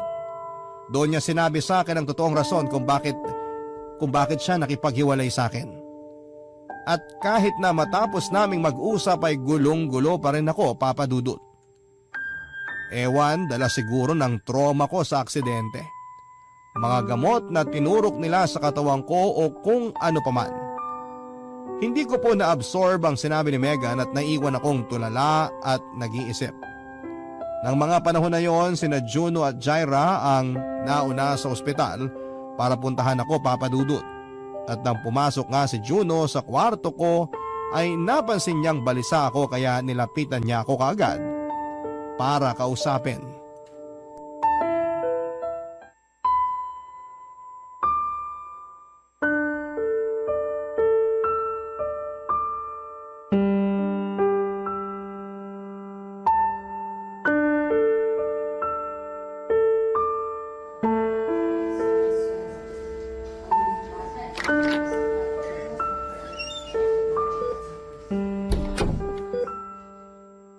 Kumusta na pakiramdam mo? Physically, masakit ang katawan. Emotionally, durog na durog. Ang totoo, nalilito ang puso ko ngayon. Bro, pwede ka mag-share ng problema mo sa akin ha. Alam mo naman makikinig ako. 'Di ba? Kung ikaw nasa sitwasyon ko, anong gagawin mo? Paano kung bigla na lang bumalik sa buhay mo yung ex-girlfriend mo para sabihin sa'yo yung totoong rason ng paghihiwalay nyo? Juno, buntis si Megan. Yan ang dahilan kaya siya nakipag-break sa akin. Natakot daw siya, nalito. At nung time na yon naiisip niyang ipalaglag ang baby namin pero nakonsensya siya kaya pinagpatuloy niya ang pagbubuntis. Ngayon gusto niya makipagbalikan sa akin para pareho naming mapanagutan ng baby. Pero natatakot ako na maging tatay kaya hindi ako agad nakasagot. Oo, alam kong anak kong dinadala niya. Kaso ano na lang sasabihin sa akin ng mga magulang ko pag nalaman nilang nakabuntis ako? Natatakot din ako at tinatanong kong sarili ko kung magiging mabuting ama ba ako sa baby namin. Kasi ganito lang ako. Ordinaryong tao na walang maipagmamalaki. Ayokong madismaya sa akin ng anak ko pagdating ng araw. Katulad ng pagkadismaya sa akin ng mga magulang ko. Nahihirapan ako. Nalilito. Hindi ko alam ang gagawin ko, Juno. Alam mo Mark, naniniwala ako na maiintindihan ng mga magulang mo ang sitwasyon mo kung sakaling pangatawanan mo ang pagiging tatay sa anak niyo ni Megan. Oo, nandyan yung posibilidad na madismaya sila pero kahit pagbali-baliktarin mo man ang mundo, sila pa rin ang tutulong sa iyo eh. Pamilya mo pa rin ang kakailanganin mo para malagpasan niyang pinagdaraanan mo. Bro, ano ba ang tinitibok ng puso mo? Sinasabi ba niya na mahal mo pa rin si Megan? Gusto mo pa rin ba na bumuo kayo ng pamilya balang araw? Kasi kung oo, subukan mo pang mas lalong pakinggan ang laman ng puso mo. Dahil naniniwala ako, Mark, na yun ang sagot sa pagkalito mo eh. Sinasabi ko sa iyo to kasi maiksi lang ang buhay. Yang nangyaring aksidente at second life mo, may rason yan. Binuhay ka ng Diyos kasi magiging tatay ka pa sa baby niyo ni Megan. Tungkol naman dun sa sinasabi mong natatakot ka kasi baka hindi ka maging mabuting tatay, ang totoo bro, ikaw lang din naman na makakasagot nun eh. Pag-isipan mong mabuti lahat Mark, huwag kang matakot na magsimula ulit. Kasi hindi pa naman huli ang lahat eh. Basta lakasan mo lang ang loob mo. Tsaka ngayon ka pa ba talaga panghihinaan ng loob? Eh may mas rason ka na nga para mas maging mabuting tao at mas maging mabuting tatay sa magiging anak nyo. Kayang-kaya mo yan bro. Naniniwala ako sa'yo. Maraming salamat, Juno. Dahil sa sinabi mo parang nabunutan ako ng malaking tinik sa dibdib. Tama ka naman na dapat ko na talagang ayusin ang buhay ko dahil magiging tatay na ako. Gusto kong ipagmalaki ako ng anak ko balang araw. At ngayon pa lang pinapangako ko na magsisikap ako para mabigyan ko siya ng magandang buhay. Hindi ko alam kung paano magsisimula o kung saan. Pero hindi ako susuko. Tama ka. Kayang-kaya ko to. Sa ngayon, ang isipin mo na lang muna ay yung gumaling ka ng husto. Magpalakas ka para mas magampanan mo ng mabuti ang mga susunod na chapter ng buhay mo. Bro, ngayon pa lang, proud na ako sa'yo. Thank you, Juno. Sana talaga maging maayos na ang lahat. Sa aming magkakaibigan, si Juno talaga yung hindi ko inaasahang mag-pep talk sa akin, Papa Dudut. May pagka-weird kasi ang isang yon pero alam ko naman na matalino siya. Hindi ko lang ina-expect na sobrang lalim niyang mag-isip at magsalita na parabang may pinaguhugutan ng lahat ng sinasabi niya sa akin. Pero thankful po ako sa kanya dahil nagkaroon ako ng direksyon ng mga panahon na yon. Kaya nga nang makalabas ako ng ospital, matapos kong gumaling ay kinausap ko si Megan at humingi ako ng panahon sa kanya para makapag-isip-isip. Bagay na nirespeto at binigay naman niya sa akin. Gusto ko lang pong linawin na wala akong intensyon na takbuhan ng responsibilidad ko bilang tatay sa magiging anak namin. Pero gusto ko lang ding ihanda ang sarili ko sa realidad na magiging magulang na ako. Marami po akong regrets, Papa Dudut, tulad ng kung sana nagpakatino ako noong nag-aaral ako para nakatapos ako at nagkaroon ng mas maayos na trabaho na kumikita ng higit sa sinasahod ko noon para naman mabigyan ko ng maayos na buhay ang mag-ina ko. Nandun pa rin po yung pag-iisip na hindi ko pa rin po alam kung kakayanin kong maging ama sa magiging anak namin. Pero desidido po ako na bumuo ng pamilya kasama si Megan dahil mahal na mahal ko pa rin siya. Oo, Papa Dudut, mahal na mahal ko pa rin ang ex-girlfriend ko. Sa awa ng Diyos at suporta na rin ng pamilya at ng mga kaibigan ko ay naging mabilis ang recovery ko. Himala na hindi ko na kinailangang magpa-therapy dahil ang mga buto ko sa katawan na nabali ay naka-recover. Bumalik sa normal ang buhay ko. Pero hindi ko ikakaila na ang dami pa ring mga bagay na tumatakbo sa isipan ko. Hanggang sa ang lahat ng mga isiping yon ay nagkaroon ng linaw nang dumating ang Valentine's Day ng February 2018. Kung saan ay nagkita-kita kaming magkakaibigan at merong pakulo si Juno tungkol sa isang time capsule.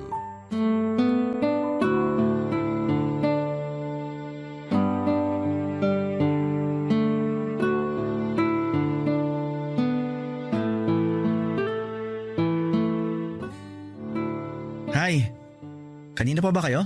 Medyo, pero okay lang. Kung late ka, mas late si Phoebe. Hahabol na lang daw siya. Bakit daw siya malilate? Okay lang ba si Phoebe? Hindi, pero sana maging okay siya. Anyway, idea ni Juno to kaya pinatawag niya tayo ngayon dito. Okay. Wait, anong gagawin mo dyan sa lata ng biskwit na yan? May laman bang biskwit yan? Pahingi nga ako. Walang laman to. Ay nako, kahit kailan talaga mukha kang pagkain. Sorry, nagbabaka sakali lang naman. So ano nga gagawin natin dito? Time capsule. Ano yun? Itong lata ng biskwit ang magsisilbing time capsule natin.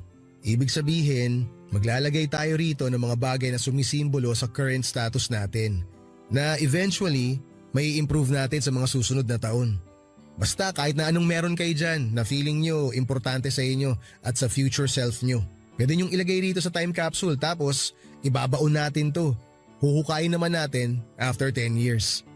O ano sa tingin nyo? Okay yon? Wow, ang cute ng idea! Oy, game ako dyan! Ako rin. Teka, ano bang meron ako rito? Kahit kailan, ang dahil mo talagang alam na kakornihan, Juno. Lagyan mo na ng laman tong lata, dami mo pang sinasabi. Bakit ang pikon mo? Hindi kaya, dami mo lang kasing sinasabi. Pero bakit bigla mong naisip to, Juno? Curious lang. Ramdam ko kasi na tayong lahat may pinagdadaanan na mahirap at mabigat. Tapos, hindi pa natin masabi sa isa't isa kahit na magkakaibigan na tayo. Ayos lang naman yun kasi kanya-kanyang laban kung ano man yung pinagdadaanan natin ngayon eh. Kumbaga, tayo rin yung hahanap ng solusyon para sa problema natin. Gusto ko lang na pagkalipas ng ilang taon, may babalikan tayong bagay na masasabi nating hindi alaala. Tapos, pag nagkita-kita tayo, pwede natin pagkwentuhan kung ano yung nilagay nating mga bagay sa time capsule. Kasama na rin lahat ng mga realization at mga lesson na natutunan natin sa buhay. In fairness Ang ganda na ng isip mo, Juno. Sabi ko naman sa'yo eh, wala ka lang bilib. Pakiramdam ko, bumalik ako sa pagiging high school. Di ba uso tong mga gantong time capsule noon? Oo, patok nga yan nun. Excited na tuloy ako sa mga mangyayari sa susunod. Kahit na walang kasiguruhan ng buhay.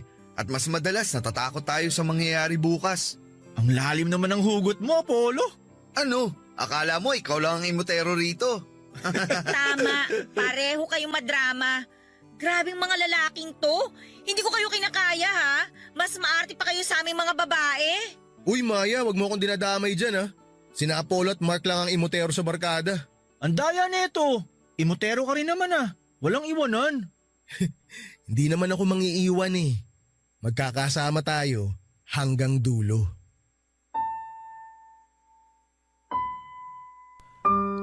Sonogram ng magiging anak namin ni Megan ang nilagay ko sa time capsule, Papa Dudut.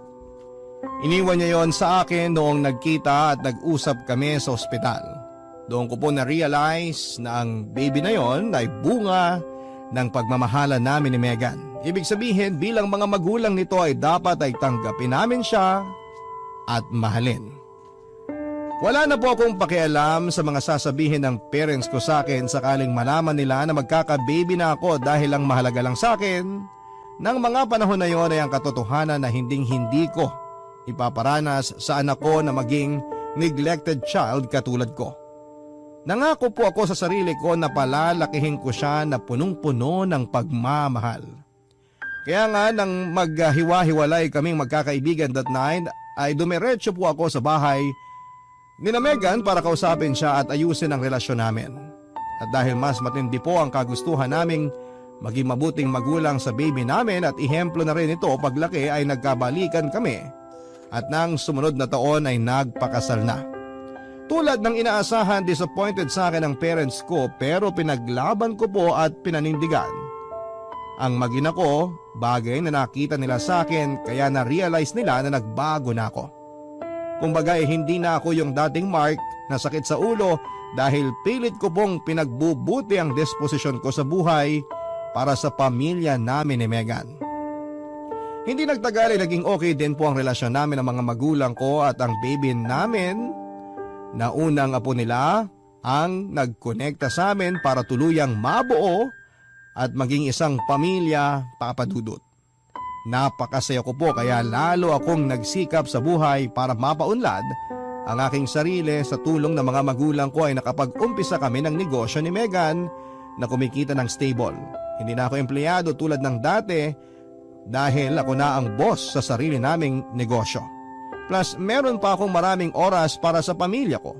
Kaya nga nasasabi ko na hindi lang para sa magkasintahan ng Valentine's, para din po ito sa pamilya at sa mga kaibigan natin.